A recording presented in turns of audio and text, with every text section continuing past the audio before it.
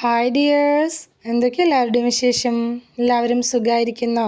ഇന്നൊരു അടിപൊളി കിടിലൻ ടേസ്റ്റുള്ള റെസിപ്പിയും കൊണ്ടാണ് വന്നിട്ടുള്ളത്. ഈവനിങ് സ്നാക്ക് ആയിട്ടോ ബ്രേക്ക്ഫാസ്റ്റ് ആയിട്ടോ മക്കളുടെ ലഞ്ച് ബോക്സിലേക്ക് കൊടുത്തയക്കാനൊക്കെ ആയിട്ട് പറ്റിയിട്ടുള്ള ഒരു അടിപൊളി ടേസ്റ്റുള്ള റെസിപ്പിയാണ്. നല്ല ഈസി ആയിട്ട് ചെയ്തെടുക്കാൻ പറ്റിയിട്ടുള്ള നല്ല ഹെൽത്തി ആയിട്ടുള്ളൊരു പലഹാരം കൂടിയാണ് കേട്ടോ. അപ്പോൾ വീഡിയോയിലേക്ക് പോകുന്നതിന് മുമ്പ് വീഡിയോ എല്ലാവരും ഒന്ന് സ്കിപ്പ് ചെയ്യാതെ മുഴുവനായിട്ട് കാണാൻ ശ്രമിക്കണേ. അതുപോലെ തന്നെ കണ്ടുകൊണ്ടിരിക്കുന്ന സമയത്ത് വീഡിയോ ഇഷ്ടമാവുകയാണെങ്കിൽ ഒന്ന് ലൈക്ക് ബട്ടണും കൂടി ഒന്ന് ക്ലിക്ക് ചെയ്ത് വെക്കണം കേട്ടോ. അപ്പോൾ നമുക്കിത് എങ്ങനെ ഉണ്ടാക്കുന്നത് നോക്കിയാലോ. അതിനായിട്ട് ആദ്യം തന്നെ ഞാനിവിടെ ഒരു ബൗൾ എടുത്ത് വെച്ചിട്ടുണ്ട്. അതിലേക്ക് ഒരു 2 കപ്പ് ഗോതമ്പ് പൊടിയാണ് ഞാൻ ചേർത്ത് കൊടുത്തിട്ടുള്ളത്. അതിലേക്ക് ആവശ്യത്തിന് ഉപ്പ് ആഡ് ചെയ്ത് കൊടുത്തിട്ടുണ്ട്.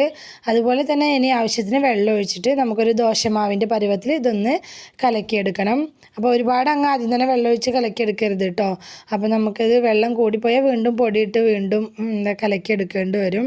അപ്പോൾ ആദ്യം തന്നെ കുറേശ്ശെ വെള്ളം ഒഴിച്ച് കൊടുത്തിട്ട് നല്ലപോലെ കട്ടയൊന്നുമില്ലാതെ ഒന്ന് കലക്കിയെടുക്കുക. നിങ്ങൾക്ക് വേണമെങ്കിൽ ഈ സമയത്ത് ഒരു മുട്ട വേണമെങ്കിൽ പൊട്ടിച്ച് ഒഴിച്ച് കൊടുക്കുക കേട്ടോ. അപ്പോൾ ഇതൊരു ദോശമാവിൻ്റെ പരുവത്തിൽ നമ്മൾ കലക്കിയെടുക്കണം. ദോശ ചുട്ടെടുത്തിട്ടാണ് നമ്മൾ ഈ പലഹാരം ഉണ്ടാക്കിയെടുക്കുന്നത്. അപ്പോൾ ഈ ഒരു ദോശമാവിൻ്റെ കൺസിസ്റ്റൻസിയിലാണ് നമ്മൾ ഈ പൊടി വെള്ളമൊഴിച്ച് കലക്കിയെടുക്കേണ്ടത് കേട്ടോ. അപ്പോൾ ഞാൻ കലക്കിയെടുത്തിട്ടുണ്ട്. മാവ് കലക്കിയെടുത്ത ശേഷം ഞാനിതിലേക്ക് ഒരു 2 ടേബിൾ സ്പൂൺ മല്ലിയില കട്ട് ചെയ്തത് കൂടി ചേർത്ത് കൊടുത്തിട്ട് ഒന്നങ്ങ് ഇളക്കിയെടുക്കുന്നുണ്ട്. ഇത്രയേ ഉള്ളൂ, നമ്മുടെ ദോശമാവ് ഇവിടെ റെഡിയായി. ഇനി അതൊരു സൈഡിലേക്ക് മാറ്റി വയ്ക്കുക. ഇനി ഇതിലേക്ക് ഫില്ലിങ്സിന് വേണ്ടിയിട്ട് നമുക്ക് 2 മുട്ട ആവശ്യമായിട്ടുണ്ട്. ആ 2 മുട്ട പുഴുങ്ങി ഇതുപോലെ ഗ്രേറ്റ് ചെയ്ത് വെച്ചിട്ടുണ്ട്. നിങ്ങൾക്ക് എത്രയാണോ ആവശ്യം അതിനനുസരിച്ചുള്ള മുട്ട എടുക്കുക കേട്ടോ. ഇനി നമുക്ക് മസാല തയ്യാറാക്കാം. അതിനായിട്ട് ഞാനിവിടെ ഒരു പാൻ വെച്ച് കൊടുത്തിട്ടുണ്ട്. അതിലേക്ക് വെളിച്ചെണ്ണ ഒഴിച്ചു കൊടുത്തിട്ടുണ്ട്. എണ്ണ ചൂടായി വന്ന സമയത്ത് 1/2 ടീസ്പൂൺ പെരിഞ്ജീരകം ഇട്ട് കൊടുത്തിട്ടുണ്ട്. പെരിഞ്ജീരകം ഒന്ന് പൊട്ടി വന്ന സമയത്ത് ഒരു വലിയ സവാള അതുപോലെ കട്ട് ചെയ്തിട്ട് അത് ചേർത്ത് കൊടുത്തിട്ടുണ്ട്. ഇനി ഈ സവാള ഒന്നങ്ങ് വഴറ്റിയെടുക്കണം. എന്നാൽ ഈ സവാള ഒരുപാട് കളർ ചേഞ്ചായി സോഫ്റ്റായി വരേണ്ട ആവശ്യമില്ല. ജസ്റ്റ് ഒന്ന് സോഫ്റ്റായി വന്നാൽ മാത്രം മതി കേട്ടോ.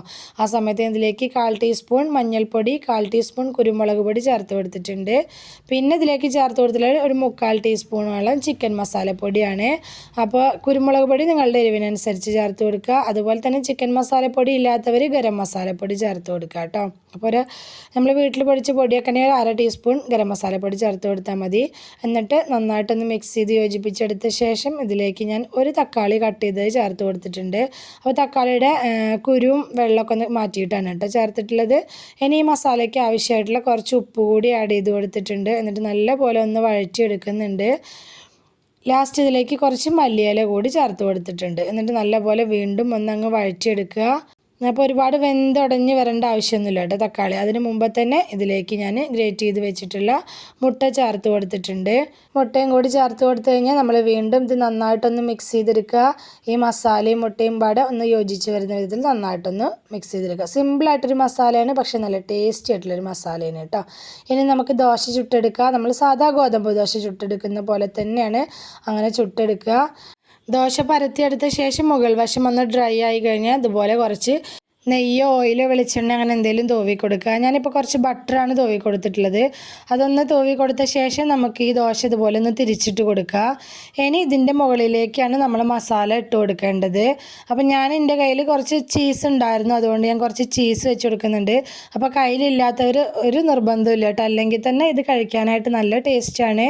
അപ്പോൾ എൻ്റെ കയ്യിൽ ചീസ് ഉണ്ടായിരുന്നതുകൊണ്ട് ഞാൻ ചേർത്ത് കൊടുത്തതാണ്. ചീസും കൂടി വരുമ്പോൾ ഒന്നുകൂടി നല്ല ടേസ്റ്റ് ഉണ്ടായിരിക്കും കേട്ടോ. അപ്പോൾ കയ്യിലുള്ളവർ ചീസ് ചേർത്ത് കൊടുക്കുക. അല്ലാത്തവർ ഈ മസാല ഇതുപോലെ വെച്ച് കൊടുത്തിട്ട് ഞാനിപ്പോൾ ഇത് ഇതുപോലെ ഒന്ന് മടക്കിയെടുക്കുകയാണ് ചെയ്യുന്നത്. ഒരു ബോക്സിൻ്റെ ഷേപ്പിലൊന്ന് മടക്കിയെടുക്കുകയാണ് ചെയ്യുന്നത്. നിങ്ങൾക്ക് വേണമെങ്കിൽ വെറുതെ ചുരുട്ടിയിട്ട് അങ്ങനെ വെച്ച് കൊടുക്കുകയും ചെയ്യാം കേട്ടോ. ഞാനിപ്പോൾ ഈ ഒരു രീതിയിൽ അങ്ങ് മടക്കിയെടുക്കുകയാണ് ചെയ്യുന്നത്. അതങ്ങനെ മടക്കിയെടുത്ത ശേഷം ഒന്ന് തിരിച്ചും മറിച്ചൊക്കെ ഇട്ടിട്ട് 2 സൈഡും ഒന്ന് മൊരിയിച്ചെടുക്കുക. പിന്നെ സബ്സ്ക്രൈബ് ചെയ്യാതെ കാണുന്ന നമ്മുടെ പുതിയ കൂട്ടുകാർ ആരെങ്കിലും ഉണ്ടെങ്കിൽ പ്ലീസ് ഒന്ന് സബ്സ്ക്രൈബ് ചെയ്ത് സപ്പോർട്ടാക്കണം കേട്ടോ. ഞാനിടുന്ന പുതിയ വീഡിയോസിൻ്റെയൊക്കെ നോട്ടിഫിക്കേഷൻ കിട്ടാൻ വേണ്ടിയിട്ട് ആ ബെൽ ബട്ടണും കൂടി ഒന്ന് പ്രസ് ചെയ്ത് വെക്കാൻ മറക്കല്ലേ. ഇതപ്പോൾ നമ്മുടെ ആദ്യത്തെ സ്നാക്ക് ഇവിടെ റെഡി ആയിട്ടുണ്ട്. അത് ഞാനൊരു പ്ലേറ്റിലേക്ക് മാറ്റി കൊടുക്കുന്നുണ്ട്. ബാക്കിയുള്ളത് മുഴുവനും ഇതുപോലെ ഞാൻ ചുട്ടെടുത്തിട്ടുണ്ട്. ഇതാ നമ്മുടെ ഹെൽത്തി ആയിട്ടുള്ള നല്ല ടേസ്റ്റി ആയിട്ടുള്ള പലഹാരം ഇവിടെ റെഡി ആയിട്ടുണ്ട്. അടിപൊളി ടേസ്റ്റാണ് കേട്ടോ. നമ്മൾ ചീസ് ചേർത്ത് ഉണ്ടാക്കുകയാണെങ്കിൽ ചൂടോടുകൂടി തന്നെ സെർവ് ചെയ്യാനായിട്ട് ശ്രദ്ധിക്കുക. അതല്ലാന്നുണ്ടെങ്കിൽ ചീസ് ഇല്ലാതെ വെച്ച് കൊടുക്കുകയാണെങ്കിൽ നമ്മുടെ മക്കളുടെ ലഞ്ച് ബോക്സിലേക്ക് കൊടുത്തയക്കാനും ബ്രേക്ക്ഫാസ്റ്റ് ആയിട്ട് ഒന്ന് വ്യത്യസ്തമായിട്ട് ചെയ്തെടുക്കണം എന്ന് തോന്നുകയാണെങ്കിൽ സിമ്പിളായിട്ട് ചെയ്തെടുക്കാൻ പറ്റിയിട്ടുള്ള നല്ലൊരു റെസിപ്പിയാണ്. തീർച്ചയായിട്ടും നിങ്ങൾ ട്രൈ ചെയ്ത് നോക്കണം കേട്ടോ. വീഡിയോ ഇഷ്ടമായിട്ടുണ്ടെങ്കിൽ മറക്കാതെ ലൈക്ക് ചെയ്യണേ. നിങ്ങളുടെ അഭിപ്രായങ്ങളൊക്കെ കമൻറ്റായിട്ട് പറയണം. റെസിപ്പി ഇഷ്ടമായിട്ടുണ്ടെങ്കിൽ നിങ്ങളുടെ ഫ്രണ്ട്സിനോ ഫാമിലിക്കോ ഒക്കെ ഒന്ന് ഷെയർ ചെയ്ത് കൊടുക്കുക കൂടി വേണേ. ഇതുവരെ കൂടെ നിന്ന് സപ്പോർട്ട് ചെയ്തിട്ടുള്ള എൻ്റെ എല്ലാ മുത്തുമണികൾക്കും ഒരുപാട് നന്ദി. എന്നാൽ ശരി, സിമ്പിൾ ആൻഡ് ടേസ്റ്റി റെസിപ്പിയുമായി ഞാൻ വീണ്ടും വരാം. ബൈ.